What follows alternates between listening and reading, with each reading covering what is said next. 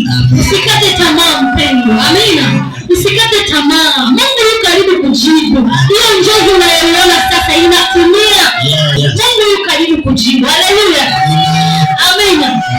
Usikate tamaa. Usikate tamaa. Mungu yuko karibu kufanya jambo. Usikate tamaa. Mungu yuko karibu kufanya jambo jipya. Mungu yuko karibu kufanya jambo jipya. Usikate tamaa. Nataka nikupe andiko utakalo kutia moyo. Usikate tamaa. Kwenye shida unapitia, acha Mungu afanye. Unapokuwa kwenye maombi, omba ukiona maanisha. Amen. Nisomee kitabu cha Yeremia 29 mstari wa 11. Nataka nikupe andiko moja tu la kukutia moyo.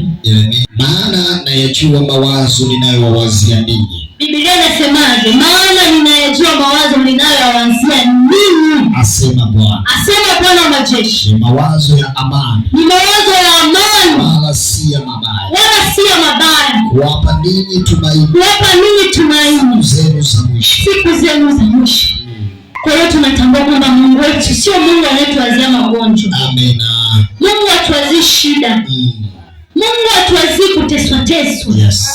Mungu hatuwazii mabaya hata kidogo. Mungu anatuwazia mema. Amina. Kwenye shida yako amini kwamba Mungu anakuwazia mema.